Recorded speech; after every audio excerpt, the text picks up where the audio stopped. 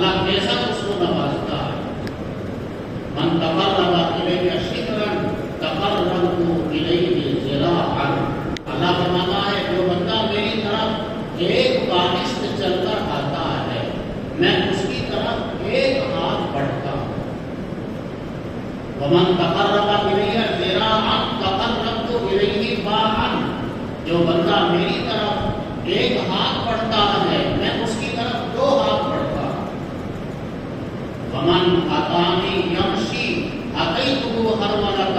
اور جو بندہ میری طرف پیدل چل کر آتا ہے میں اس بندے کی طرف گویا کہ دوڑ کر آتا ہوں.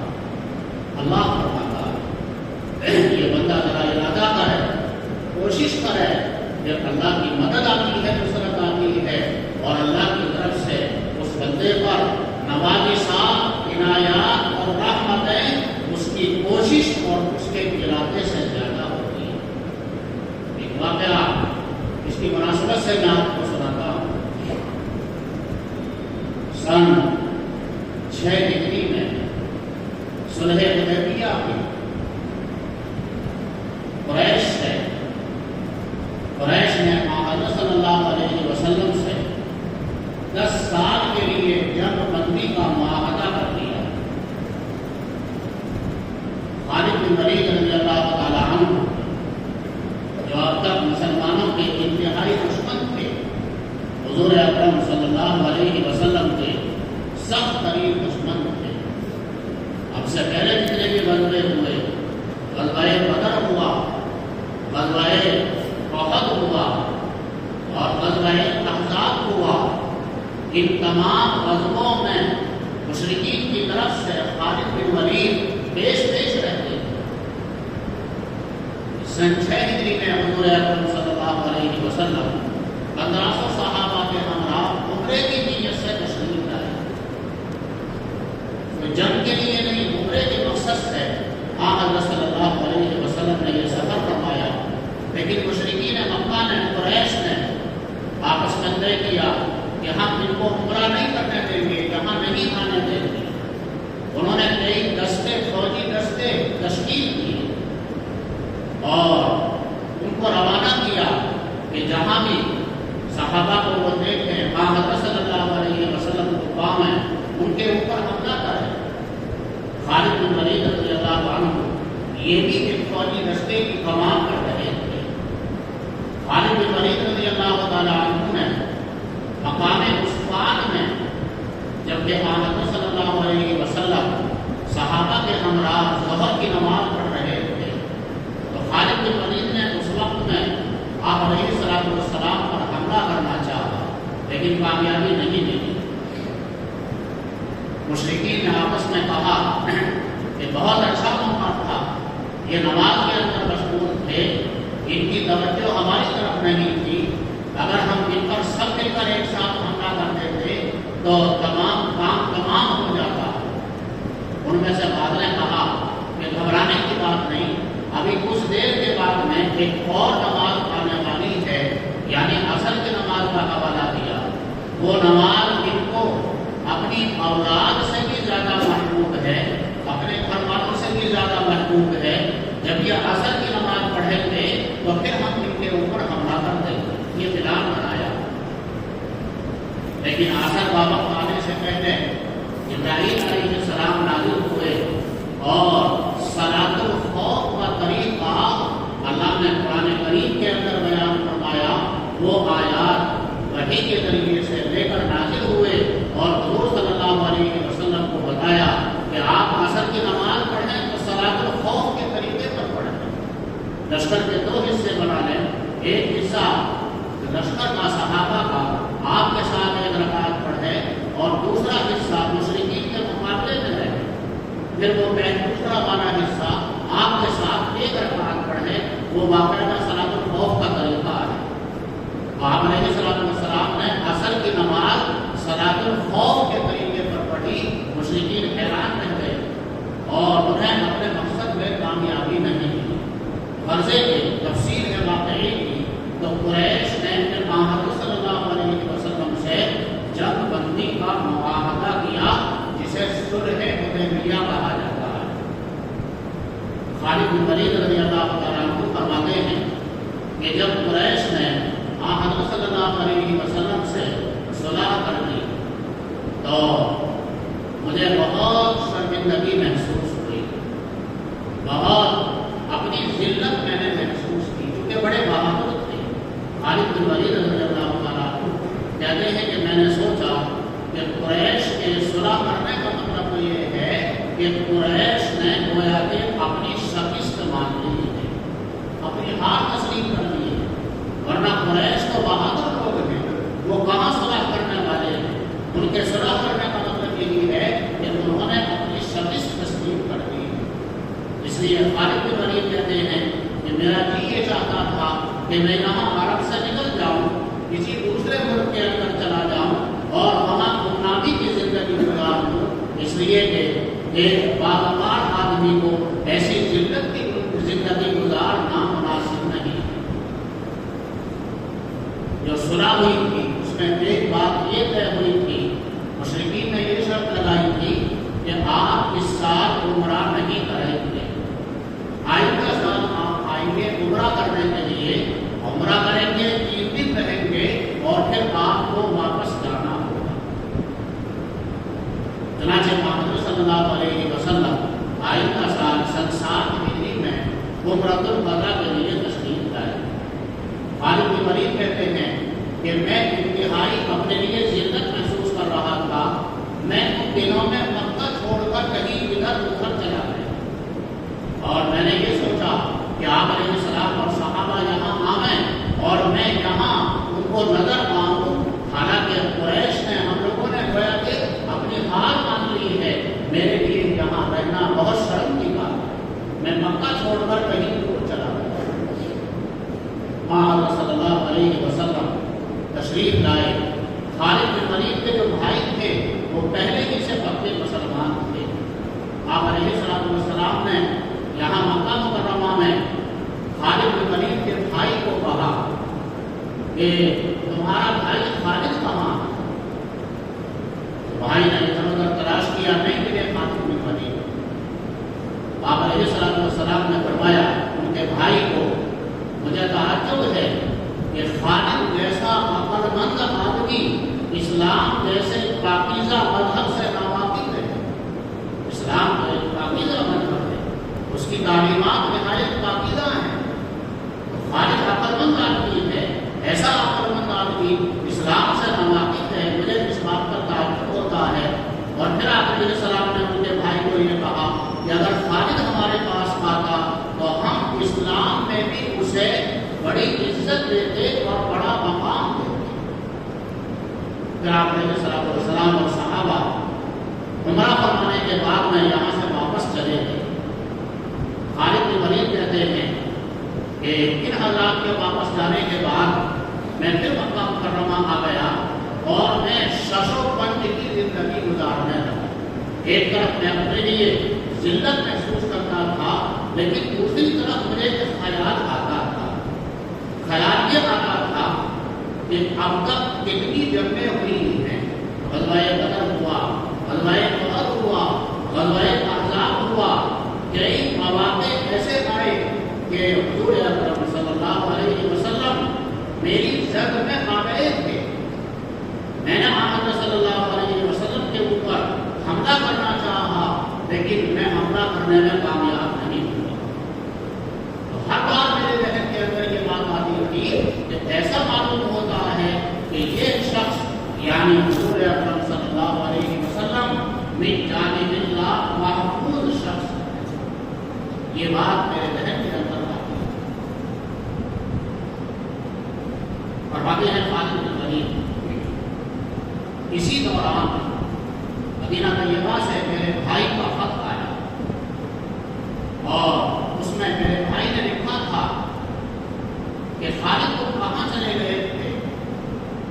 حضور اکرم صلی اللہ علیہ وسلم مکہ مکرمہ تشریف لائے تھے تو تمہیں معلوم کیا تھا کہ تمہارا بھائی خالد کہاں ہے۔ اور محمد صلی اللہ علیہ وسلم نے ایک بات یہ فرمائی تھی کہ تعجب ہے اس بات پر کہ خالد جیسا آدمی اسلام جیسے پاکیزہ مذہب سے ناواقف ہے، اگر وہ ہمارے پاس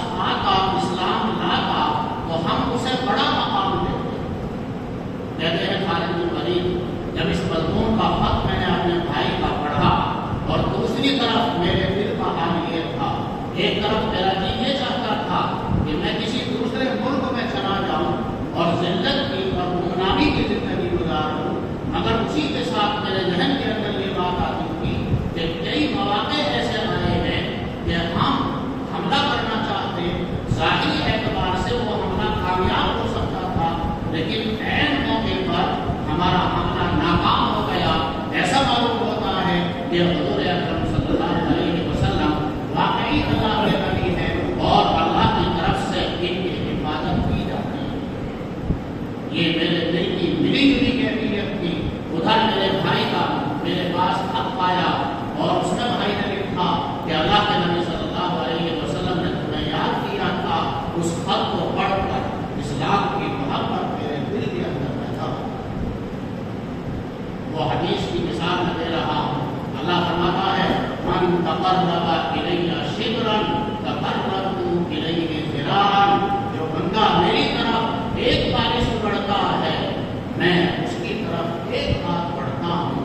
بندہ اللہ کی طرف قدم بڑھائے تو صحیح، چل کر تو دیکھتے کیسی رحمت ہے، کیسی عنایت ہے اللہ کی طرف سے نازل ہوتی ہے۔ کہتے ہیں خالد بن ولید میں نے ارادہ کر لیا کہ مجھے مدینہ طیبہ جانا ہے اور مجھے اسلام قبول کرنا ہے۔ میں نے یہ سوچا اور کیا اچھا ہو کہ یہاں قریش میں سے کوئی شخص میرا موافق ہو جائے اور سفر میں میرے ساتھ ہو جائے۔ میں صفوان بن امیہ کے پاس گیا اور میں نے کہا کہ بھائی دیکھتے نہیں محمد صلی اللہ علیہ وسلم غالب آتے جا رہے ہیں اور وہ ہمارے بھی فرد ہیں، قریشی ہیں، کیا اچھا ہو کہ ہم بھی ان کی اطاعت کریں۔ تو صفوان بن امیہ نے کہا کہ نہیں، میں تو اطاعت نہیں کروں گا، ساری دنیا اطاعت کرے لیکن میں اطاعت نہیں کروں گا۔ کہتے ہیں خالد بن ولید میں نے سوچا کہ غزوہ بدر میں اس کا باپ اور اس کا بھائی مارے گئے تھے، اس لیے یہ ایسی بات کہہ رہا ہے۔ کہتے ہیں خالد بن ولید پھر میں اکرمہ بن ابی جہل کے پاس گیا اور اکرمہ سے بھی میں نے یہی بات کہی، اس نے بھی یہی کہا کہ نہیں، میں ان کی اطاعت نہیں کروں گا۔ میں نے سوچا کہ اس کا باپ ابو جہل غزوہ بدر میں مارا گیا، لہذا یہ بھی تسلیم نہیں کرے گا۔ پھر میں عثمان بن طلحہ کے پاس گیا اور عثمان بن طلحہ سے بھی میں نے یہی بات کہی کہ دیکھیے محمد صلی اللہ علیہ وسلم قریشی ہیں اور دنیا ان کی اطاعت کرتی جا رہی ہے، کیا اچھا ہو کہ ہم بھی ان کی اطاعت کریں۔ کہتے ہیں خالد بن ولید عثمان بن طلحہ نے کہا کہ ہاں تم صحیح کہتے ہیں۔ انہوں نے بھی ارادہ کر لیا کہ وہ بھی میرے ساتھ مدینہ طیبہ چلیں گے اور اسلام کے اندر داخل ہوں گے۔ کہتے ہیں کہ ہم دونوں یہاں سے مکہ مکرمہ سے ہجرت کر کے مدینہ طیبہ کے قصد سے ارادے سے چلے۔ مکہ مکرمہ سے باہر ایک مقام پر ہم پہنچے، صبح کا وقت تھا، کچھ اندھیرا تھا، ایک سوار ہمیں آتا ہوا نظر آیا تو اس سے ملاقات کی، دیکھا تو وہ عامر بن عاص رضی اللہ تعالیٰ عنہ تھے۔ ملاقات ہوئی، حال پوچھا ایک دوسرے کا، کہاں جا رہے ہو، کیوں جا رہے ہو؟ پتا چلا کہ ان کا ارادہ اور ان کی نیت بھی وہی ہے جو ہم لوگوں کی نیت ہے۔ وہ بھی ہجرت کے ارادے سے اور اسلام قبول کرنے کے لیے مکہ مکرمہ سے مدینہ طیبہ جا رہے ہیں۔ ہم تینوں آپس میں ملے اور پھر ہم نے آپس میں مذاکرہ کیا اور ہم تینوں یہاں سے ایک ساتھ ہمراہ چلے۔ لیکن یہ تینوں حضرات بڑے بہادر تھے، بڑے شجاع تھے، بڑے عقل مند تھے۔ جب یہ مدینہ طیبہ کے قریب پہنچے ہیں تو آتا ہے روایات کے اندر حضور اکرم صلی اللہ علیہ وسلم کو وحی کے ذریعے سے معلوم ہو گیا کہ 3 حضرات آ رہے ہیں مکہ مکرمہ سے۔ آپ علیہ السلام نے حضرات صحابہ کو بشارت سنائی اور یہ فرمایا مکے نے اپنے دیگر دوستوں کو تمہاری طرف بھیج دیا ہے۔ یہ تینوں حضرات مدینہ طیبہ پہنچے اور حضور اکرم صلی اللہ علیہ وسلم کی خدمت میں حاضر ہوئے۔ کہتے ہیں خالد بن ولید رضی اللہ تعالیٰ عنہ سب سے پہلے میں آپ علیہ السلام کی خدمت میں حاضر ہوا۔ میرا حال یہ تھا کہ ندامت اور شرمندگی میرے اوپر طاری تھی۔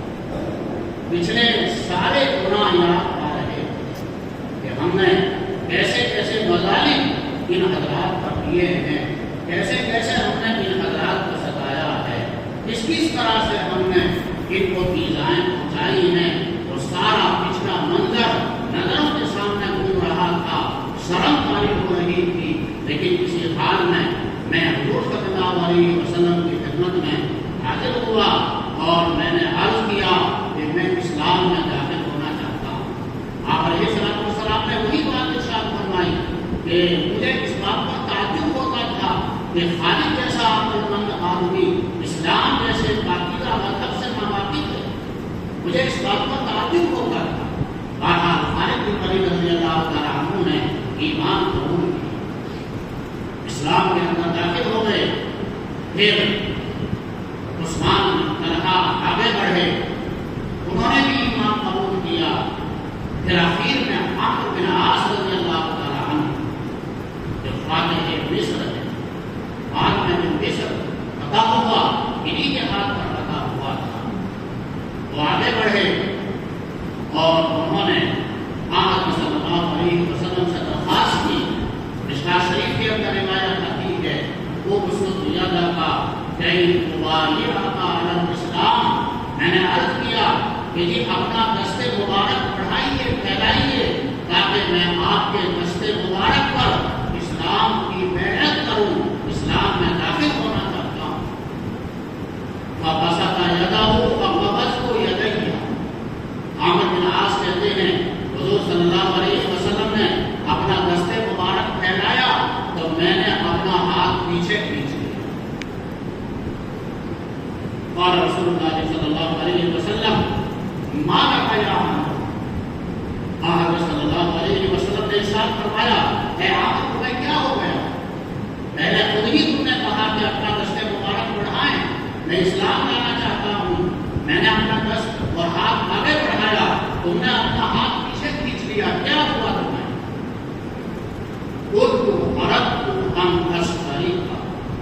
عامر بن عاص کہتے ہیں میں نے عرض کیا کہ جی ایک شرط لگانا چاہتا ہوں۔ آپ علیہ السلام نے فرمایا کیا شرط لگانا چاہتے ہو؟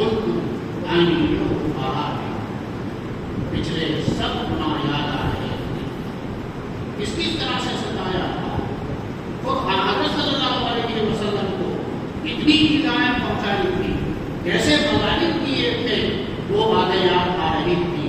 اس لیے میں نے کہا کہ یہ شرط لگانا چاہتا ہوں کہ اللہ میری مغفرت فرمائے، اس شرط پر اسلام لانا چاہتا ہوں، میری مغفرت ہو جائے، بڑی تکلیفیں پہنچائی ہیں، بڑا ستایا ہے آپ کو، اسلام میں ہم داخل ہو جائیں اور ہمارے گناہ معاف نہ ہوں تو کیا فائدہ؟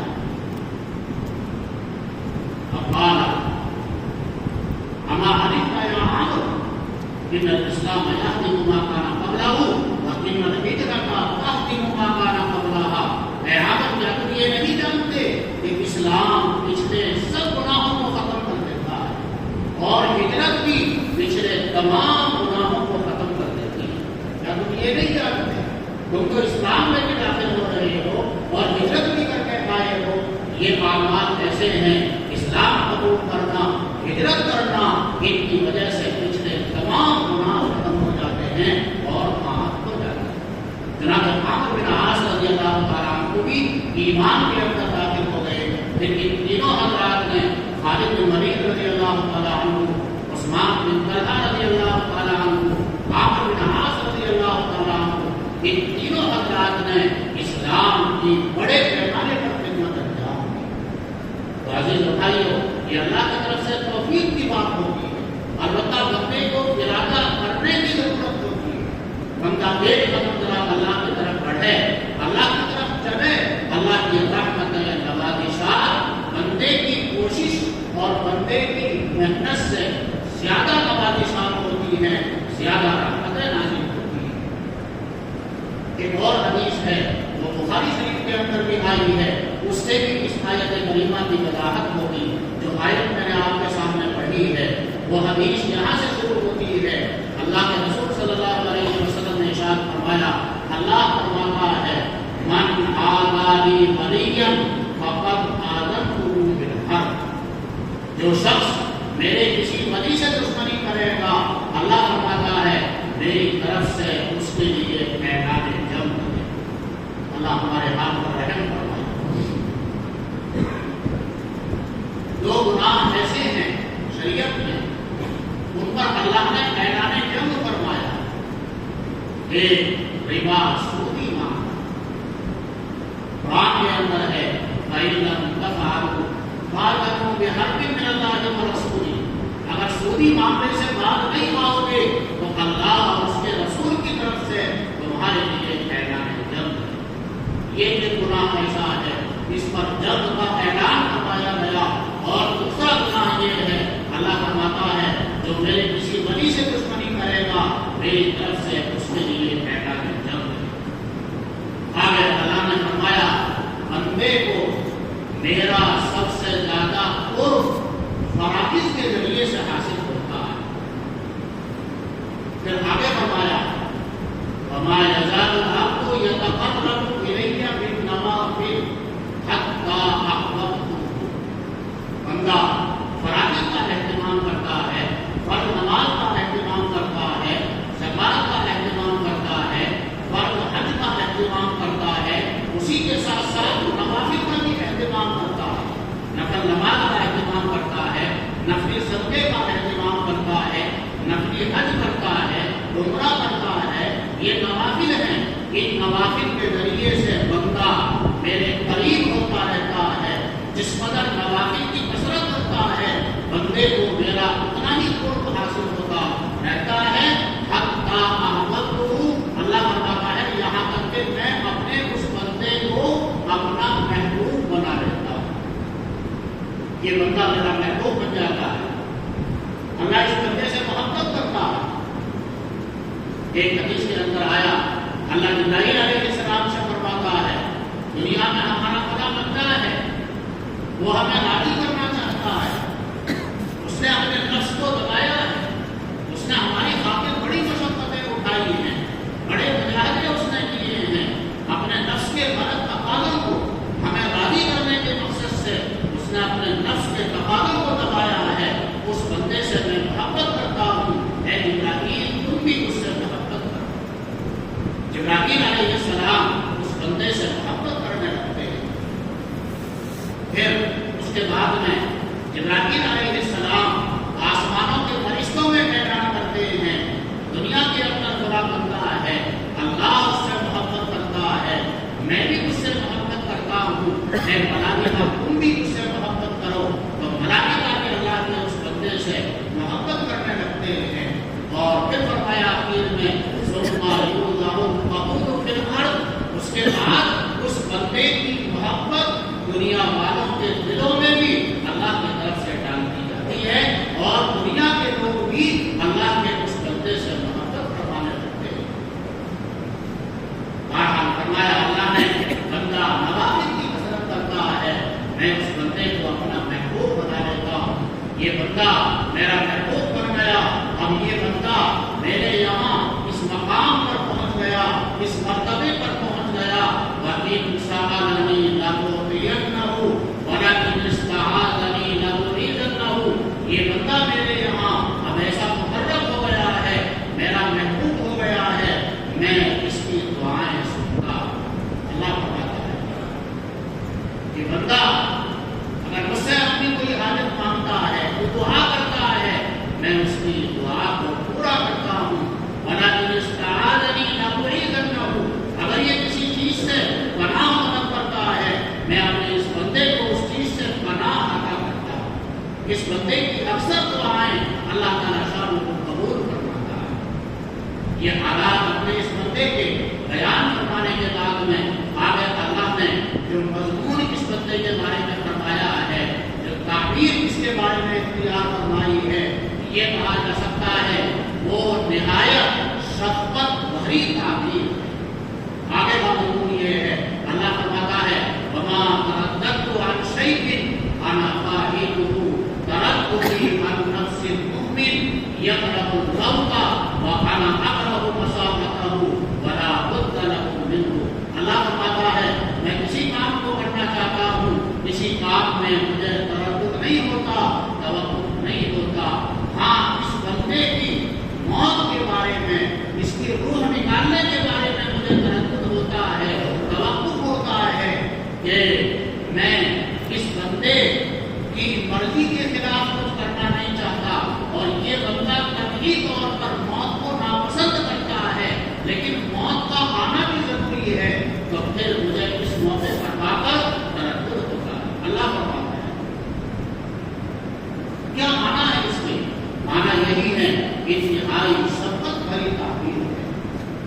وما ترددت عن شيء انا فاعله ترددي عن نفس المؤمن.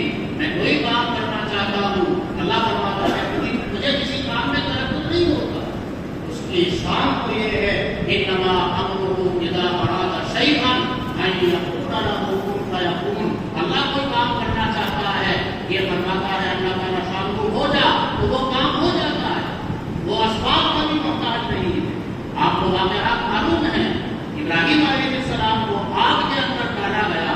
آتا ہے کائنات کے اندر مختلف ملائکہ آئے، بارش برسانے والا فرشتہ آیا اور ابراہیم علیہ السلام سے کہا آپ حکم دے ارشاد فرمائیں میں بارش برسا دوں اور اس آگ کو بجھا دیا جائے. لیکن ابراہیم علیہ السلام نے فرمایا میرا رب میرے حال سے واقف ہے، تمہاری مدد کی ضرورت نہیں. اور بھی فرشتے آئے، ملائکہ آئے، آپ حکم دیجیے ہم اس آگ کو ختم کر سکتے ہیں. لیکن ابراہیم علیہ السلام نے تو یہی کہا میرا رب میرے حال سے واقف ہے، وہ میرے حال کو جانتا ہے.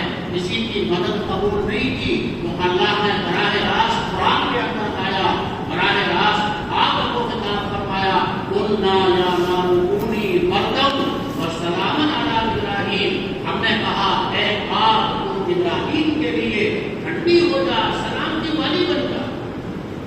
آگ سے وہ پانی سے نہیں گزرا. کسی فرشتے کی ابراہیم علیہ السلام نے مدد قبول نہیں کی، حالانکہ وہ ملائکہ اللہ ہی کی طرف سے آئے تھے. لیکن وہ ابراہیم علیہ السلام کے خلت کے اعلیٰ مقام پر تھے. ہر فرشتے سے یہ کہتے رہے میرا رب میرے حال کو جانتا ہے، مجھے تمہاری مدد کی ضرورت نہیں. تو اللہ نے براہ راست آگ کو خطاب فرمایا، آگ ٹھنڈی ہو گئی، سلامتی والی ہو گئی. آگ میں جلانے کی تاثیر کس نے رکھی ہے؟ اللہ نے رکھی ہے. اللہ اس تاثیر کو ختم کرنے پر بھی قادر ہے. پانی میں غرق کی صلاحیت کس نے رکھی ہے؟ اللہ نے رکھی ہے. اللہ اس صلاحیت کو ختم کرنے پر بھی قادر ہے.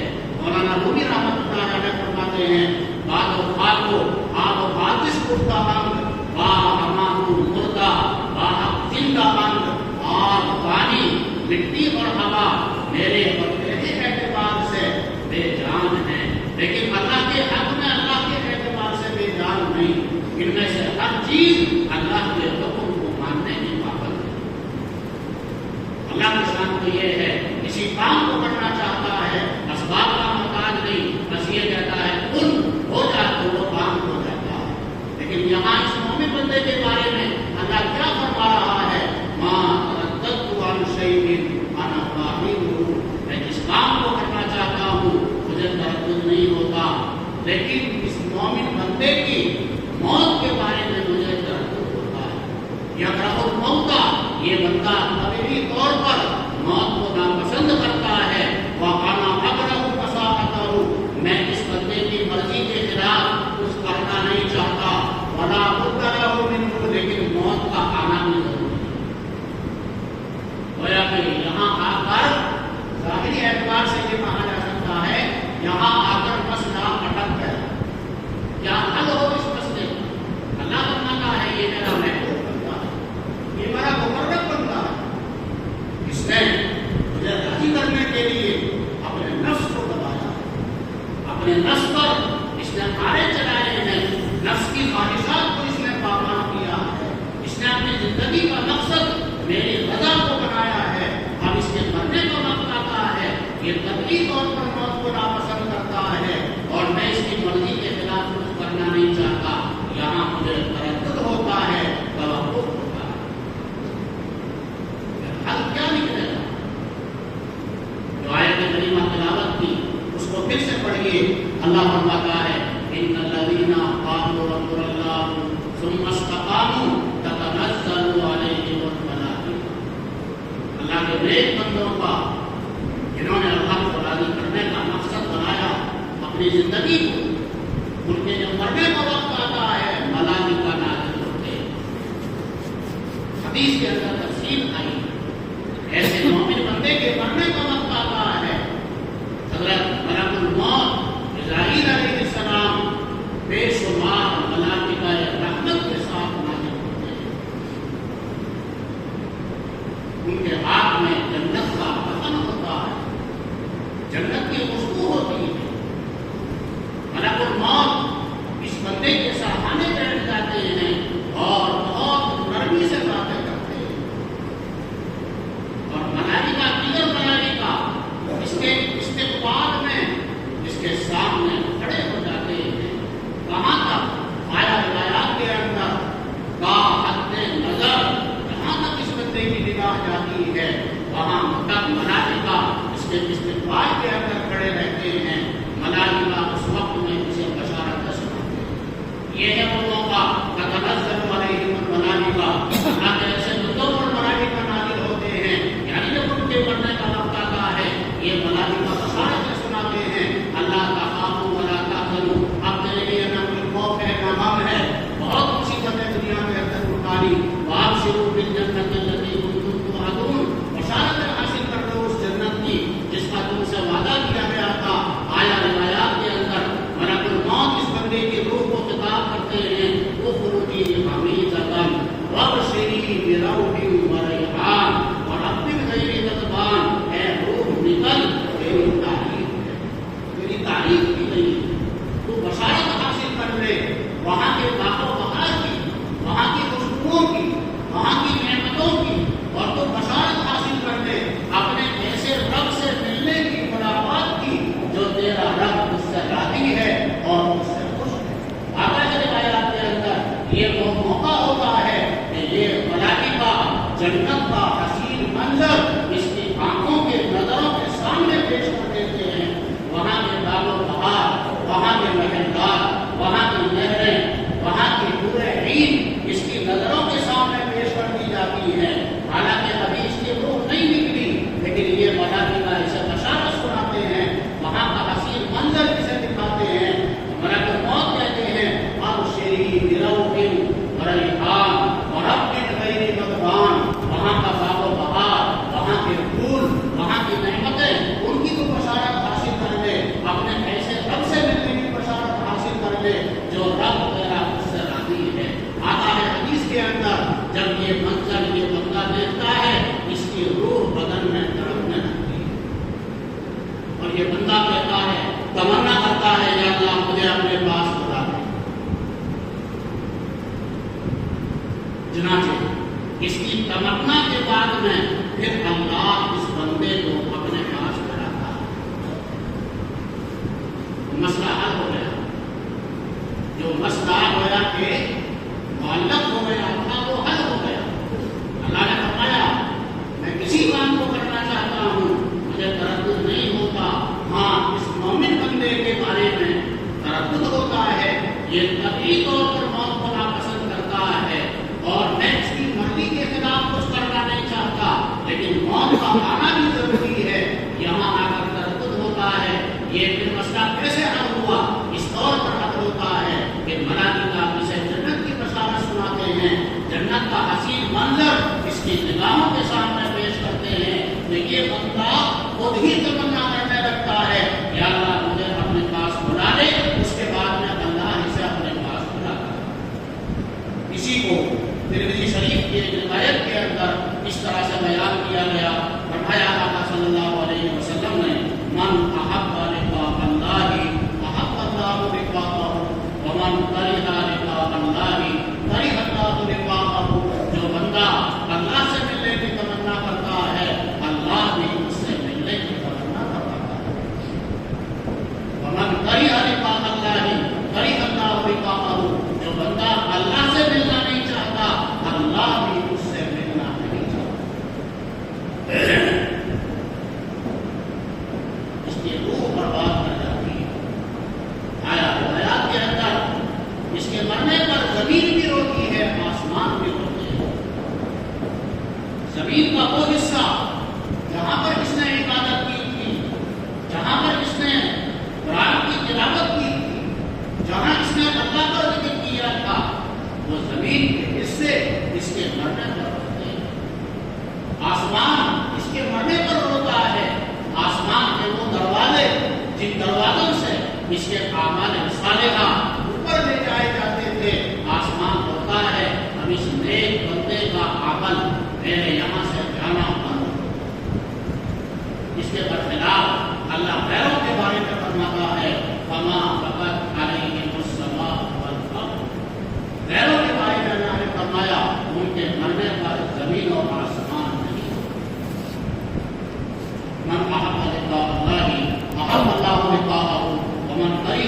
اللہ بری اللہ لقاءہ. ہمارے قابل میں حضرت اقدس شاہ عبدالرحیم رائے پوری رحمۃ اللہ علیہ کے حالات میں ہے. ایک مرتبہ بہت بیمار ہو گئے, بہت کمزور مطمئن ہو گئے. سہارنپور سے چند اقابل حضرت مولانا عاشق راہی میرٹھی رحمۃ اللہ علیہ, مولانا یحییٰ صاحب شیخ زکریا رحمۃ اللہ علیہ کے والد اور چند اقابل سہارنپور سے رائے پور گئے. شاہ عبدالرحیم رائے پوری کی قیادت کے لیے وہاں رات میں قیام کیا. جب سفا کی اپنے اپنے قبروں میں چلے گئے تو حضرت رائے پوری نے مولانا یحییٰ صاحب کو, شیخ رحمۃ اللہ علیہ کے والد مولانا یحییٰ صاحب خان نبی, ان کو اپنے کمرے کے اندر بلایا اور ایک بات ارشاد فرمائی. یہ فرمایا کہ مولوی یحییٰ, میں تمہیں اپنا حال صحیح بتاتا ہوں. حقیقت یہ ہے مجھے کوئی بیماری نہیں ہے, کوئی مجھے تکلیف نہیں, کوئی بیماری نہیں. ایک غم میرے دل کے اندر پیدا ہو گیا, اس نے مجھے نڈال بنا دیا ہے. وہ غم یہ ہے کہ حدیث کے اندر یہ آیا ہے من احب لقاء اللہ احب اللہ لقاءہ. جو بندہ اللہ سے ملنے کی تمنا کرتا ہے اللہ بھی اس سے ملنے کی تمنا کرتا ہے. ومن کریہ لقاء اللہ کریہ اللہ لقاءہ. جو اللہ سے ملنا نہیں چاہتا اللہ بھی اس سے ملنا نہیں چاہتا. حضرت رائے پوری نے فرمایا مولانا یحییٰ صاحب کو کہ پہلی جو صفت ہے جو بندہ اللہ سے ملنے کی تمنا کرتا ہے, یہ بات میں اپنے اندر نہیں پاتا. مجھے یہ غم ہے کہیں میرا شمار دوسرے لوگوں میں سے نہ ہو جن کے بارے میں اللہ نے فرمایا ہے جو اللہ سے ملنا نہیں چاہتا اللہ بھی اس سے ملنا نہیں چاہتا. کہیں میرا حشر ایسے لوگوں کے ساتھ نہ ہو جائے. یہ وقت میرے دل کے اندر پیدا ہو گیا ہے. اس نے مجھے مدحار بنا دیا, اس نے مجھے مطمئن بنا دیا, اس نے مجھے کمزور بنا دیا, ورنہ حقیقت میں مجھے کوئی بیماری نہیں ہے. حضرت مولانا یحییٰ صاحب رحمۃ اللہ علیہ بڑے محدث تھے, بڑے ذکی تھے, بڑے ہوشیار تھے. مولانا یحییٰ صاحب رحمۃ اللہ علیہ نے فرمایا کہ حضرت اس حدیث کا مطلب وہ تھوڑا ہی ہے جو آپ سمجھ رہے ہیں. اس کا مطلب تو یہ ہے مومن بندے کے مرنے کا جب وقت آتا ہے تو اس کے دل کی کیفیت یہ ہو جاتی ہے, اس کے قلب کی کیفیت یہ ہو جاتی ہے کہ وہ بندہ اللہ سے ملنے کی تمنا کرتا ہے. یہ کیفیت مومن بندے کو مرنے کے وقت میں حاصل ہوتی ہے. اور انہوں نے فرمایا ابھی آپ کے مرنے کا وقت تھوڑا ہی پایا ہے کہ ابھی سے وہ کیفیت آپ کو حاصل ہو جائے. جب آپ کے مرنے کا وقت آئے گا تو انشاءاللہ وہ کیفیت پیدا ہو جائے گی. تو حضرت رائے پوری سوچنے لگے اور فرمانے لگے کہ ہم ایک بات تو ٹھیک کہتے ہو. تو وہ غم دور ہو گیا. اب صبح میں اٹھے تو بالکل ابھی تندرست, حساس, نہ کوئی بیماری نہ کوئی کمزوری, بالکل صحیح تندرست. مقصد کیا ہے؟ مقصد یہ ہے کہ ہمارے قابل اپنا محاسبہ کیا کرتے تھے, مذاکرہ کیا کرتے تھے, اپنے عمل کو بلکہ اپنی قلبی کیفیت کو قرآن سے حدیثوں سے ڈرایا کرتے تھے کہ یہ کیفیت ہمیں حاصل ہے یا نہیں, ہمارا حال کہیں اس سے مختلف تو نہیں ہے. اس لیے اللہ نے آوازہ ہمارے اندر کمی یہ ہو گئی ہے.